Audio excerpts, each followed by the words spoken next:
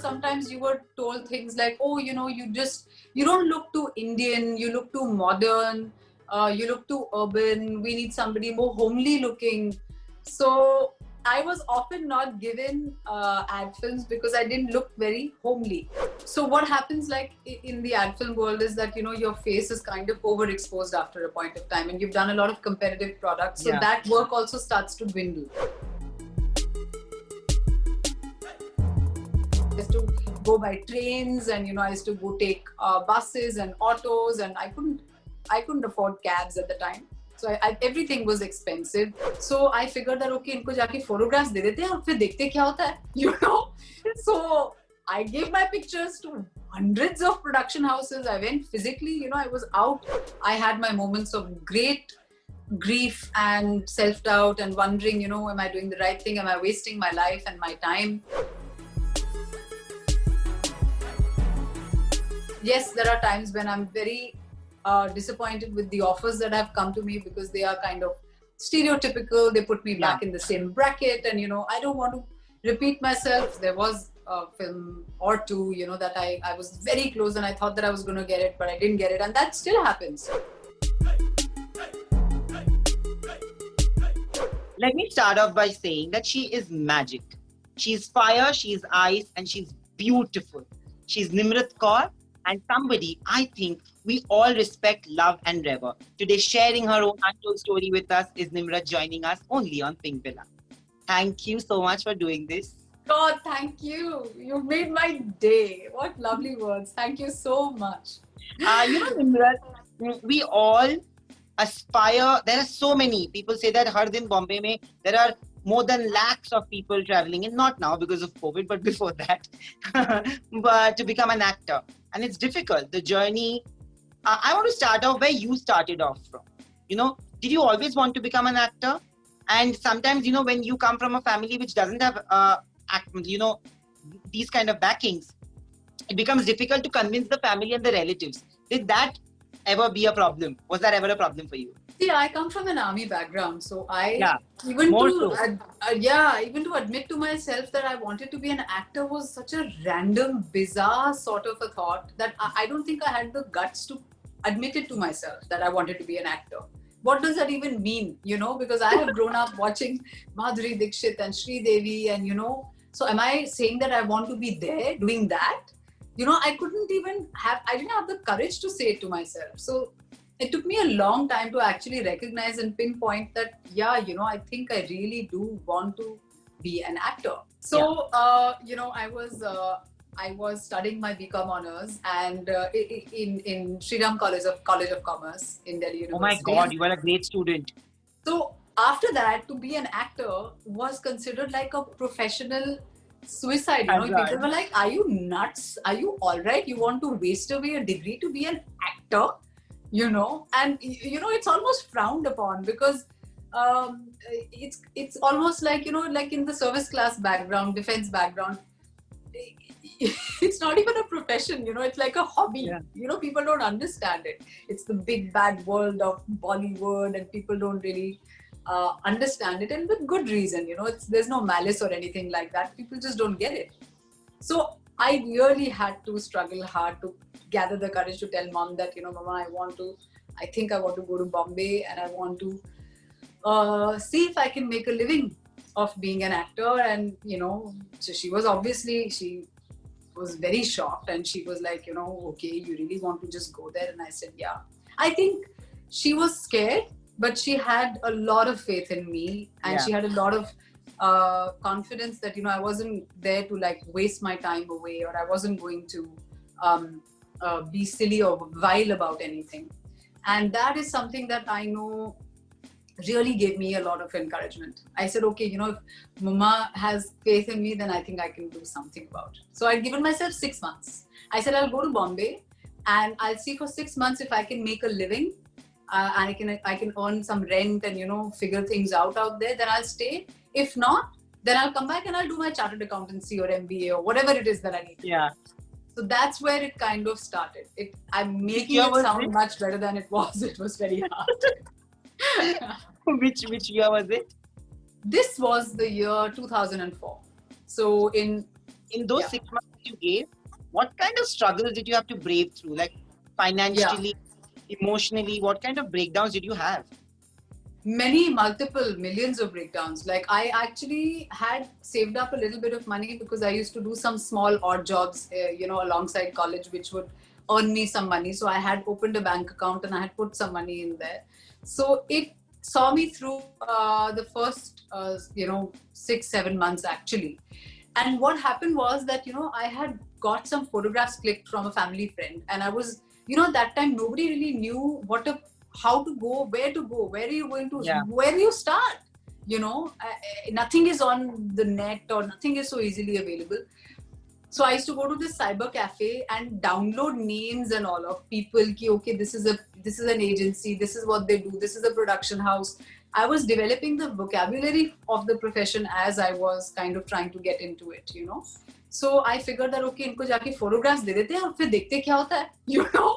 So I gave my pictures to hundreds of production houses. I went physically. I was out every day. I was going about it like a student because you see, academia doesn't go out of so I was like, chalo, 4-5 today, this is my to-do list. 4-5 people, these are the people. I marked out areas. I used to go by trains, and I used to go take buses and autos, and I couldn't afford cabs at the time. So everything was expensive.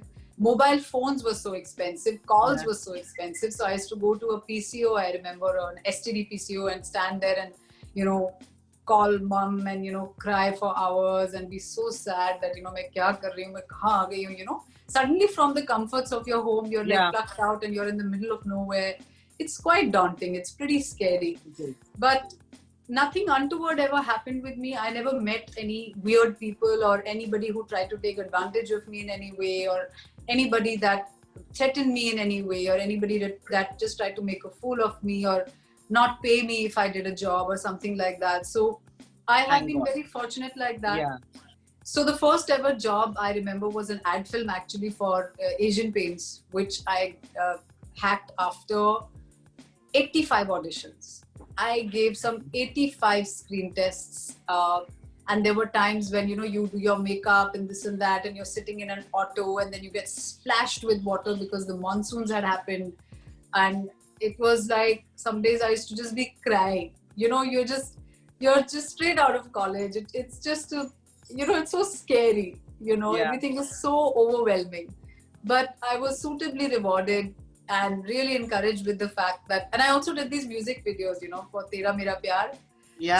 What really, that's what set the ball rolling for me. That's what actually got me a lot of ad film work and really got me the rent that I needed to start my life with in Bombay. So I told Mama, I said, Mama, abhi to nahi hua. Abhi ho gaya mera. But rejections, how did you deal with them? And what kind of rejections were you given? Like, people sometimes can be very snarky and snooty when they have to give out a reason for rejecting you. What were the kind of things that were told to you? Did that ever affect you? So actually, at the time that I used to screen test, they were for ad films only. And in ad films, you just don't get the job. So you know that you've been rejected because you didn't get the job. And then when you figure out, when you're watching TV or something, you see that ad and you're like, okay, so this person got selected. So I used to actually not feel discouraged by the fact that I didn't get it. But I used to try and see what is it that I can do better so that, I can crack it, and it was not easy, to give 85 auditions. And I remember that figure because I used to maintain a diary. I had a diary where I used to write, what did I do? Where did I go? And what was the, a brief script of the ad, what did I have to play?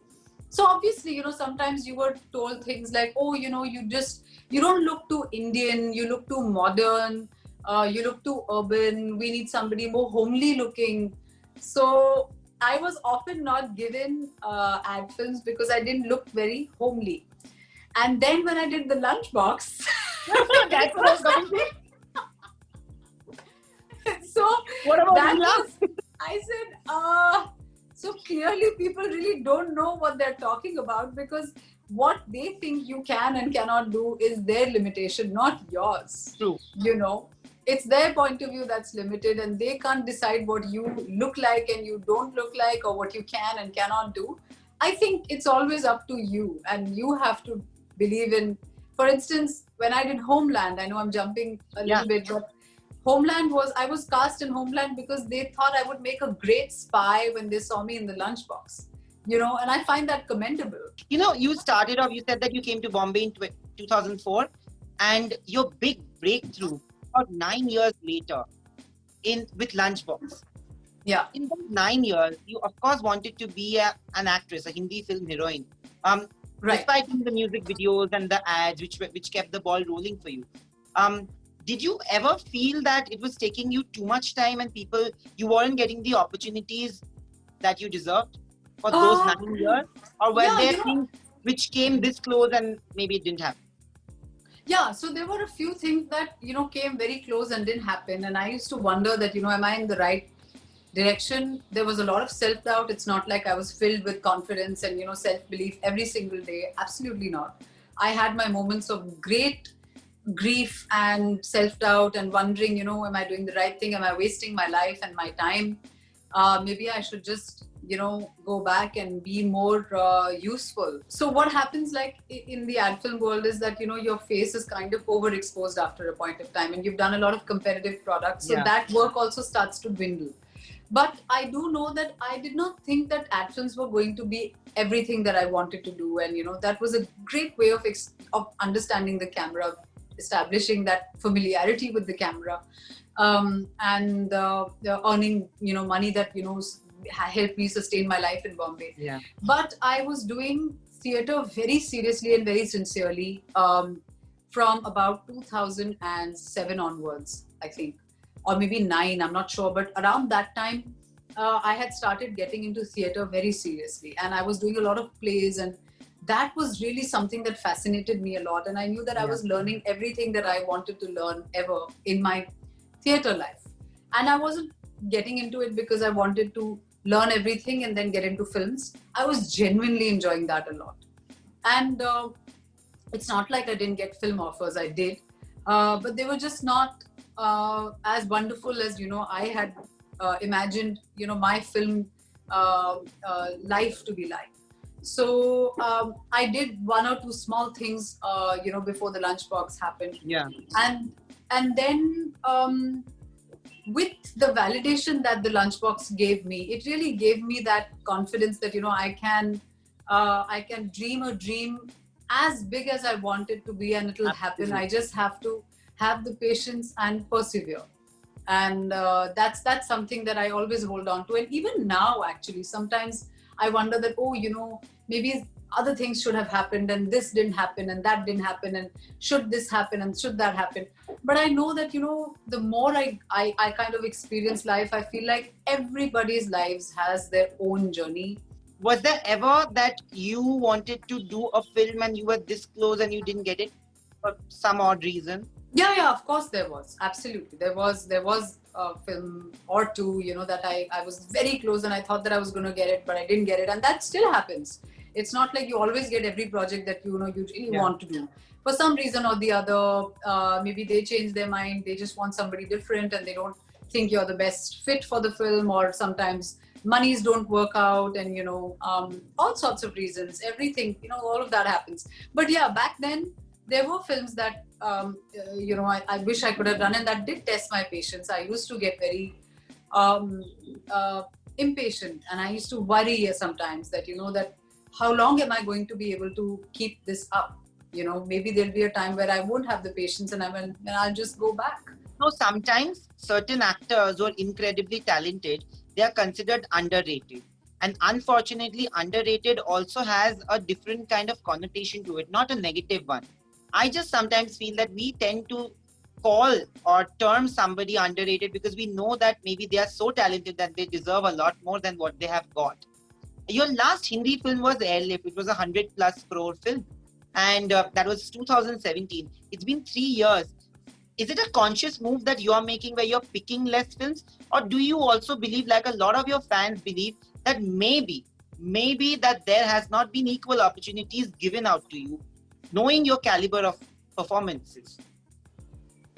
I think it's a combination of a few things, Nain, because I have been working abroad, and working abroad comes at the price of signing off a lot of your time, because they block off big chunks of your time. The way the contracts are drawn is that you can't really fit in something very quickly. वो नहीं होता है. How here we can do that.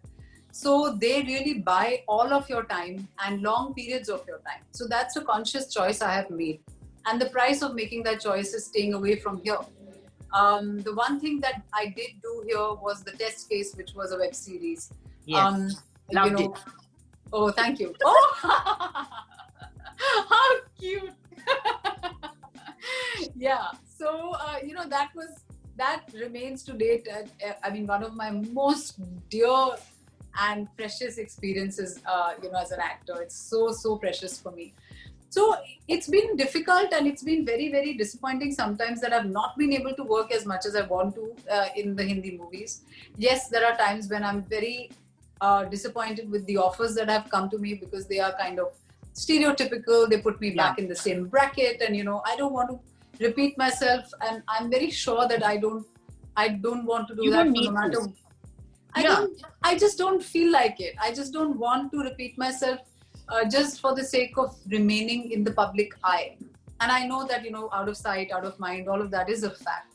But I'm not threatened by that. I'm never worried about that. I feel like there's a lot else that, you need to experience in life, whether it's working abroad or it's doing a web series. It's not a film. I know that it's not the same thing. But what I've gained from these experiences are things that are lifelong lessons. And, they are, you kind of sign up for different lessons in life. So I have made some choices keeping a few of those things in mind. I am just happy, like I told you in the introduction, which of course was not recorded, that I'm just happy to be part of a generation that can boast that we had a Nimrat Kaur as a performer, as an actor, entertaining us. And to more films, and I know you're doing 2 more, I know which films they are, and I hope they have this, and to more films. Because we love watching you. Thank you so much. Really, we all, I'm so happy that, it's been such a lovely, positive and a happy conversation. I really appreciate it. Thank you so much.